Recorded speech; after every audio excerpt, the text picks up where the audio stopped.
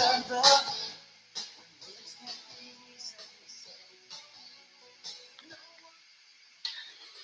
Hello, good morning, good afternoon, good evening, everyone, whoever you are, wherever you are. I'm extremely pleased to be with you today. And in this live streaming, I'd like to discuss with you one of the strategies, personal growth, professional growth strategies I have invested more over the past few years. One of the self-growth strategies I do believe in more, a strategy that I think can yield great results to anybody working in sales, certainly, working in luxury, the industry I come from, certainly, but I would say to any business people whose interest is to develop long-lasting relationship with a number of clients based on trust. And the strategy I'd like to talk to you about today is a strategy of a polymath.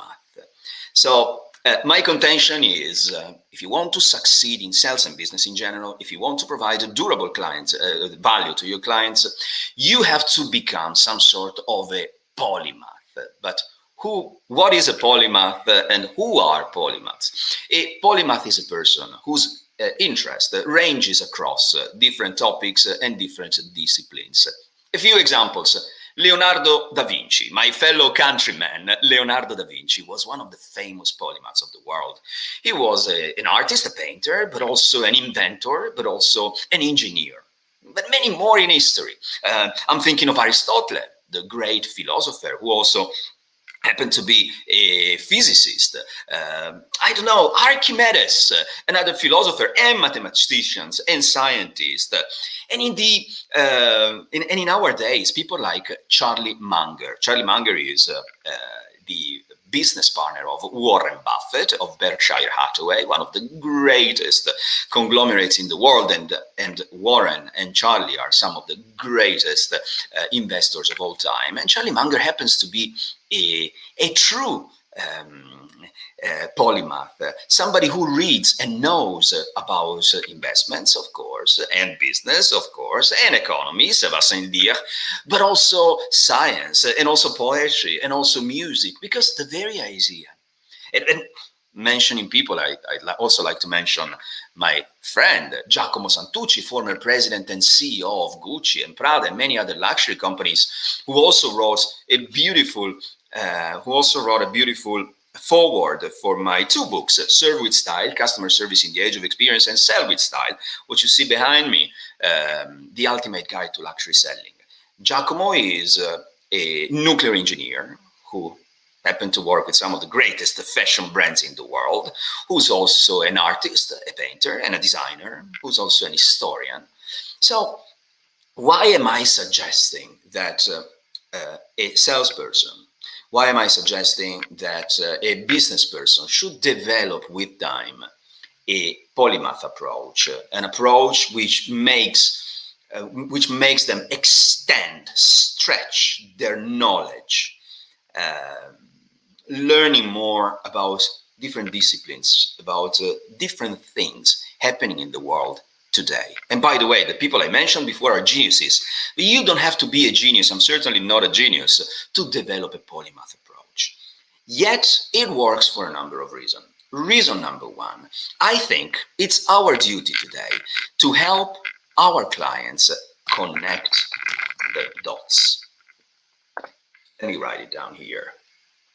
Connect, where is it?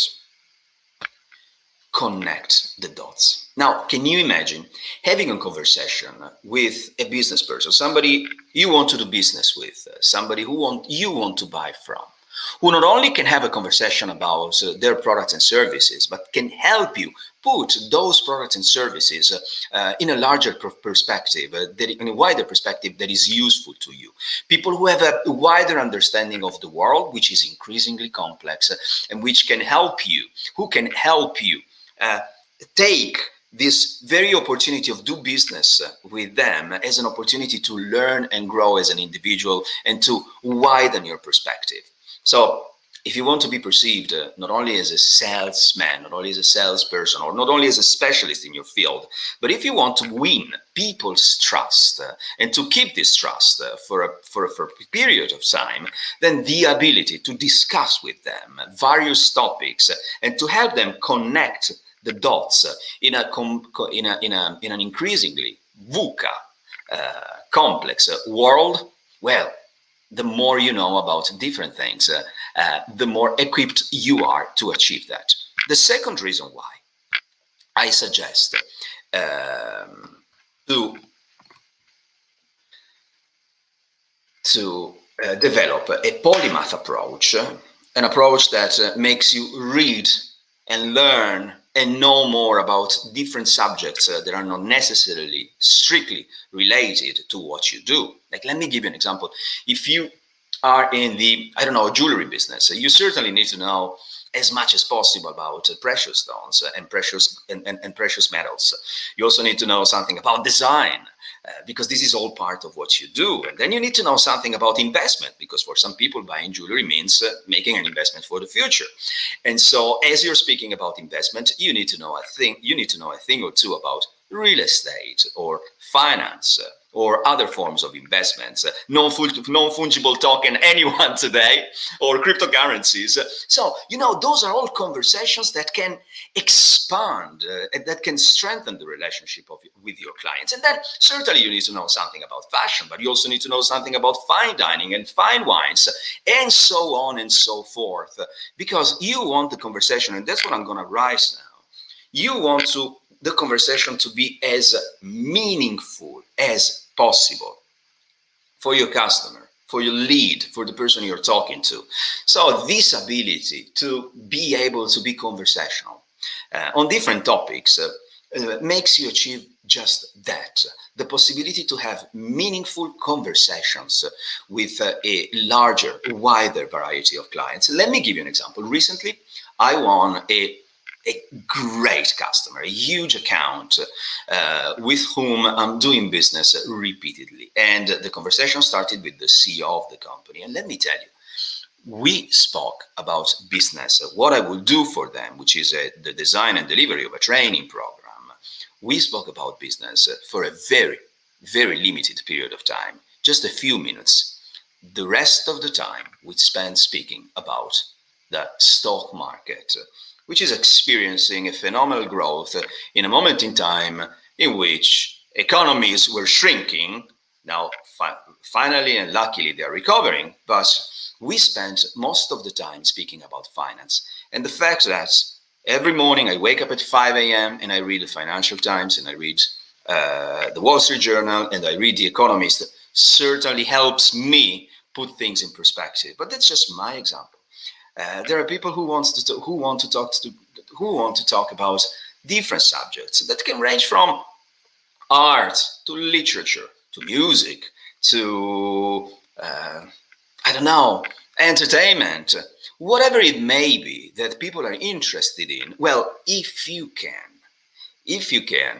touch on that very topic, you are very likely to expand the relationship, to strengthen the relationship, and to provide your clients with added value, which will help you with time to increase your prices, command a premium price for what you do.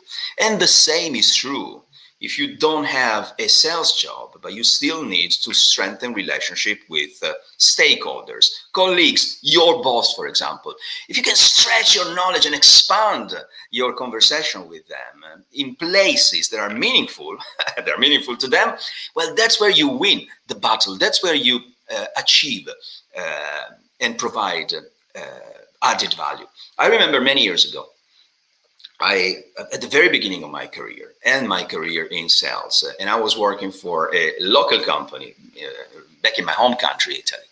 And I remember having to deal with this buyer who at the time was in a power position, because he would represent a chain of stores that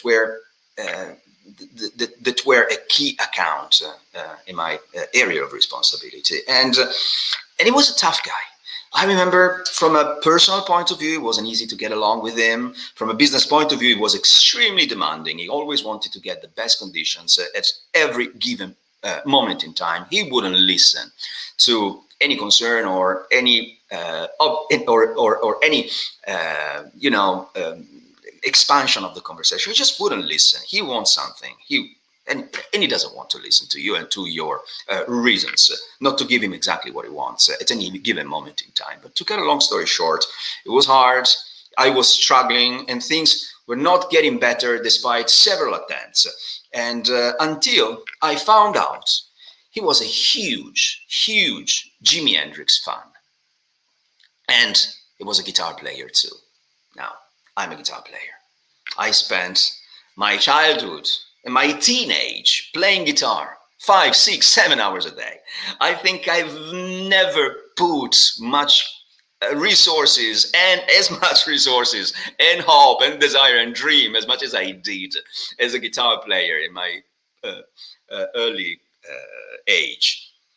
And when I found out that he was a guitar player and in love with Jimi Hendrix, although Jimi Hendrix is not exactly my hero, I mean, I respect him. I know he changed electric guitar forever, but my guitar heroes were Steve Vai at the time, Frank Gambale, another jazz guitar player who did something extraordinary with his revolutionary technique. But to cut a long story short, when I found out that, and I started having a conversation about Jimi Hendrix, all of a sudden, and magically, the conversation changed, the relationship changed, the business changed, the business conditions changed. And there are so many examples that I can share with you. And every time I try and expand my knowledge, and every time I happen to have a conversation with the clients or with the stakeholders that goes beyond or outside the specific business we are discussing, that's where I feel I'm building a stronger connection. So it takes time. It certainly takes a lot of commitment. And you know what? The difficult part is to expand your knowledge, to stretch it in directions that are not necessarily interesting for you. It's hard to learn about finance if you're not interested in finance and investments. It's hard to learn about music because music is not the art form that really touches your heart. It's hard to learn about history if history is not your thing. It's hard to read The Economist every day and perhaps in a foreign language as I do if you're not interested in politics and current affairs. Yet, when you push yourself, when you go beyond what you like, when you go beyond what it's easy for you, and when you start getting information that makes you see the world from a wider perspective, that's where you achieve a level of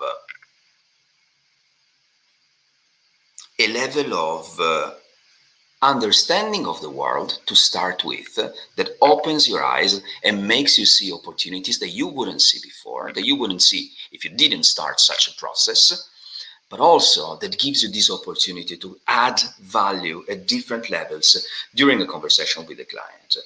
I have created an action plan that I usually share with my students during my training sessions, and it's a very easy action plan that says, what are the topics I need, I would like, I wish, I want, I must learn more about in order to pull my clients' strings, because those are topics that they may have an interest for and I want to be conversational about. So first and foremost, I make a list of topics.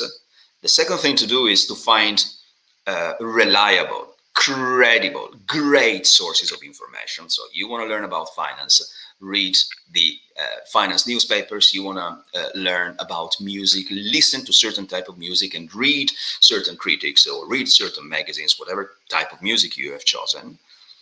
So find reliable sources of information. Then give it your commitment. How much times? How many times a day? How many minutes per day? And what days in particular? So that's where you allocate time. And then you give it a starting date. Shall I start today? Shall I start tomorrow? Shall I start in a week time?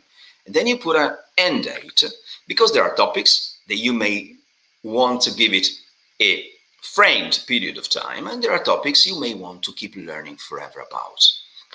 And this is an action plan that makes you create a habit. We all know that human beings are the output of their habits. Everything you have today, everything I have today, your lifestyle today is the output of all the habits you have. So the action plan helps do just that, to help you create a habit, and you assess it regularly, and you see what works, what doesn't work, what needs to be changed, what needs to be kept, and give it 3 months, give it 6 months, give it a year, give it a year and a half, give it 2 years, and you will see that not only your conversations and your relationship with your customers will have grown, strengthened, will have expanded over time, but also your worldview will have expanded, and you will be able to see things, directions, opportunities, ways you were not able to see before. I hope this helps. I'd love to hear from you. If you want to know more, contact me directly. If you want to commit to developing a polymath approach, remember, you don't have to be a genius. You don't have to dream about being a genius, because it's not about that. It's not about being as good as Leonardo da Vinci, but it's about being as curious as Leonardo da Vinci, as open-minded as Leonardo da Vinci, as willing to learn things that may make you question what you believe in, and for this reason expand your horizon. This is it for today. I hope it helps, and I look forward to seeing you on Monday, same place, same time.